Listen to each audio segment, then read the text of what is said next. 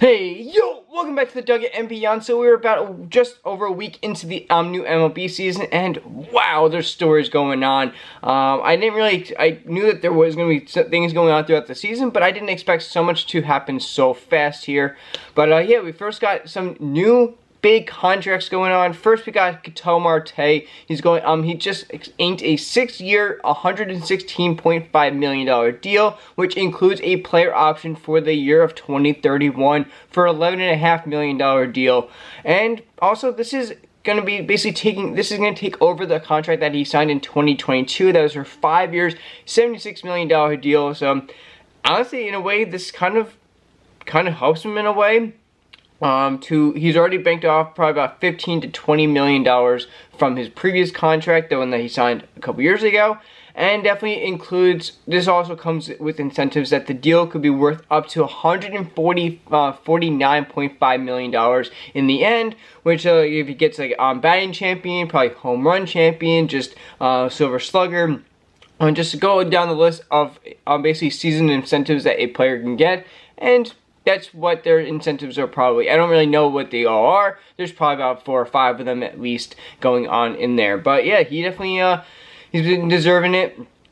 We got another one from Jackson Merrill, the runner-up for the NL Rookie of the Year last year, and also probably the best young talents we have in the game so far as we speak in his second year, which he inked a 9-year, $135 million deal with a club option in year 10 with the max payout for $204 million deal. The team option for 2035, which kind of seems ridiculous. It's 10 years away, but that's obviously a 10-year max contract right there.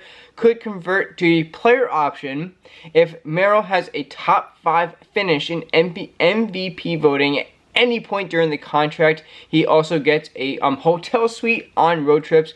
And also this last year, of course, I just mentioned that he was the runner-up for the NL Rookie of the Year, lost to Paul Skeens, who, of course, had lights-out performance in his rookie season, of course, for the Pirates. But he finished 9th in MVP voting this past year. So, hey, he's right there in the mix. And again, if he just gets it one time in the next decade, he will be able to have that change into a player option for himself. And maybe along the way, yeah, see what the Padres can do as a team and see what they can actually, if they can actually get anything done and get past that the little hump that they've been basically hitting, aka the Dodgers, and basically just any other team out there that's just been causing them some issues along the way. But mainly the Dodgers, as we all can tell, who they've been kind of beating at for the last couple years. Then we got another huge contract coming from rookie prospect sensation Kristen Campbell of the Red Sox, who signed an 8-year extension with the Red Sox worth $60 million deals and also has 2 options here worth $19 million in 2033 and $21 million for the next year, 2034. And yeah, they can both be exercised for, and the deal would be worth over $100 million for over 10 years. Again, probably all incentives along the way there. That's what a lot of these contracts are. The whole contract with the suite and all that. He probably also gets batting title, home run title, and he obviously gets MVP voting in there. Maybe whatever other incentives I just named for Ketel along the way. That's also probably what we're going to be getting for these guys in general with the things going on. And also we got just another 1-year deal for Adam Ottavino is now back with the Yankees. Of course, had a whole bunch of roster switching around. We had Devin Williams out now with paternity leave. Congrats to him. He on being a father out there for them. But yeah, now the Yankees bring back their old basically setup relief pitcher, and just all around man that has veteran status, and he can definitely give hopefully some depth to this team.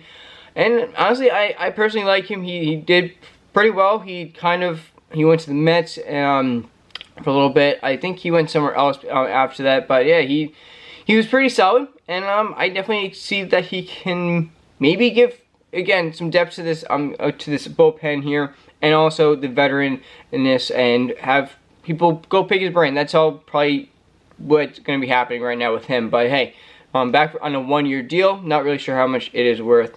But yeah, we got, and then, wow, I did not expect something like this to actually happen. Apparently, it has been going on since last year. We have these torpedo bats that are basically designed specifically to a player. There's no, obviously the normal one has the handle, and then the barrel is basically smooth and flat throughout the entire barrel. You got the all that. You got the sweet zone. You got the end. All that. All that's the same like width. But these torpedo bats are different, and if you haven't seen them, it's basically like a submarine. I'm kind of surprised that they don't call it a submarine either, because it like near the barrel, it comes out and it will like. Obviously, they said it was like scientific. They did with a physicist from MIT for the Yankees, and a lot of other players are using it. Not just the Yankees out there, but of course we had the Yankees blast off almost 20 home runs in the first couple games, and yeah, it just became a massive situation for them to be able to deal with that, and it's been kind of insane to see what happens with this and where we go. A lot of teams have already ordered them and everything, but you obviously have to have them critiqued perfectly to that player for what they do along the way. We got the two teams playing in minor league stadiums. Of course, we got the Athletics who moved out of Oakland and are waiting for Vegas and whatever else they have to do. Who are playing in Sacramento right now in their minor league stadium, and also we have Tampa who is playing in Steinbrenner Field, which is where the Yankees obviously played for their spring training. Which is kind of interesting. It's probably pretty fun, cool, interesting and cool and different to see, like, not a huge stadium for them, and just see how it kind of will play out throughout the whole time. Of course, we had this a couple years ago with the Hurricane, I think, or some team had to go to a minor league stadium, but it's kind of like, wow, this is gonna be probably for the entire year. Let's get used to it and go along with that. I think it was the Blue Jays. The Blue Jays had to be in a minor league stadium a couple years ago because their whole thing was getting renovated. So, yeah. What is wrong with the Braves? The Braves are just not doing great right now at all. They're struggling. They are one of the teams that have also apparently ordered the torpedo bats like immediately. Like it was like the second day, and they're like, yeah, we got to get these. We got to get our hitting going. Yeah, this is kind of not expected out of them, especially for a team that was fighting for that got into the playoffs last year. They're just completely just flat. Nothing really is going for them at all. And yeah, we're going along here. Most standings are obviously, we're all very close to each other. Some are 500, some are over 500.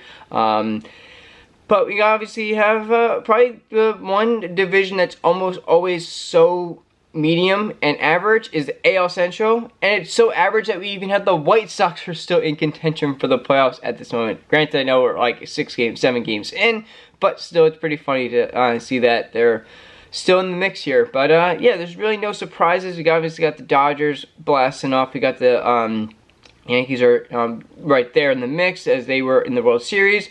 The West and Central are kind of, I feel like, up for grabs in either way at this moment, except for some teams, aka the White Sox and the Athletics, I think are going to not be where they are right now. Actually, the Athletics are in last in the AL West, so I'm not exactly expecting them to do anything crazy here. But yeah, a lot of crazy stories going along the first week here, and I did not expect so much to be happening, but here we are. And that's it. I'll see you on the next one. Peace!